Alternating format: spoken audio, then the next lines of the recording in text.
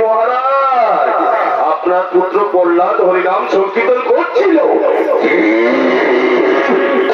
দুঃসাহস, আমার সাম্রাজ্যের ভিতরে আমার আদেশের বিরুদ্ধে গিয়ে হরিনাম কিছুতেই ক্ষমা করবো না, কিছুতেই না, কিছুতেই না।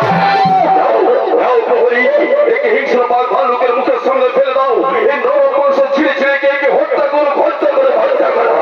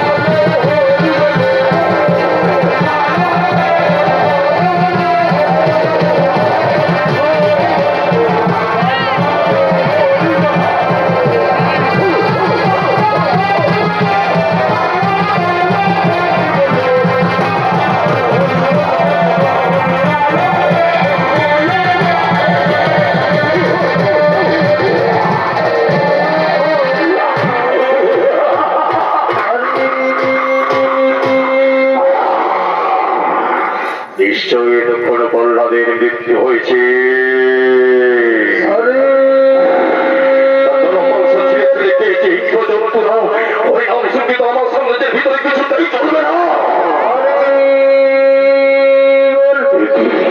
কোথা থেকে বেঁচে আসছে হরিনাম? কারে দুটো করতে করবে?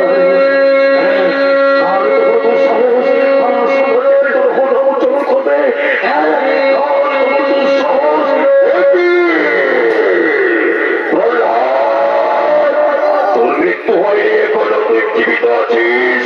তুই বেঁচে গেলিস কিভাবে? আমি তো একা মনে এক মনে হরিনাম সংকীর্তন করছি। কোথায় পাস, কোথায় মারলো, আমি তো কিছুই জানি না। বলে দিচ্ছি বলে আবার হরিনাম হরিনাম, আমি কিছুতেই ক্ষমা করবো না। আমি তোর পিতার জন্মদাতা পিতা, তোর কাছে তোর পিতার যে হরি বল হলো, বল কি আগে আমি হরি বল। পিতাশ্রী, কথা বলবেন না। আমি জানি পিতা স্বর্গ, পিতা ধর্ম, পিতাই পরমাত্ম, পিতরে প্রতিমা পণ্য প্রিয়ন্ত সর্বদেবতা। তাই পিতাই আমার সর্বদেব মস্তকের উপরে। এটা উচিত নয়, এটা উচিত কথা বলছি। তোর কাছে যদি পিতাই সর্বজ্ঞান হয়, পিতাই সর্বজ্ঞ হয়, পিতাই তোর কাছে মস্তকের উপরে হয়, তাহলে পিতার কথা মতো তুই হরিনাম বন্ধ করছিস না। আমাকে টুকরো টুকরো করে দিলে আমার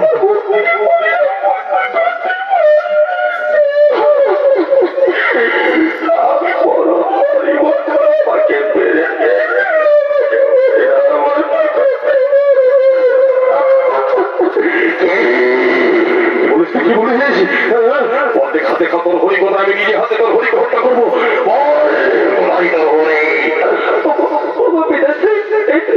যেখানেই স্মরণ করবেন সব জায়গায় আমার হরি রয়েছে।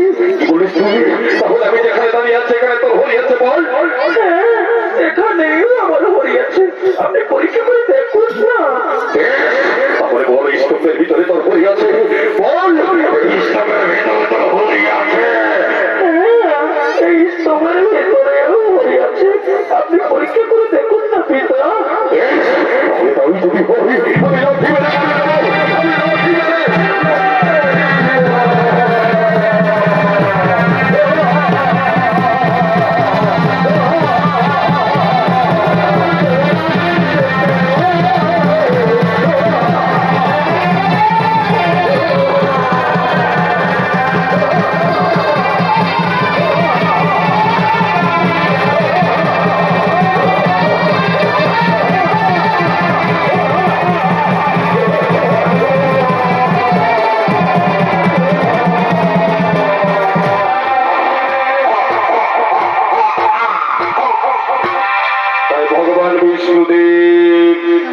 নৃসিংহ অবতার রূপ ধারণ করলেন।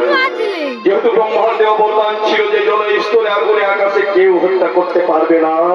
কিন্তু হিরণ্যকশিপুর এই চিন্তার মধ্যেই ছিল না, কল্পনার মধ্যেই ছিল না যে ভগবান এমন রূপে অবতীর্ণ হবেন, অবতার রূপে এমন তোমাকে হত্যা করবেন। তাই আধা সিংহ আধা নর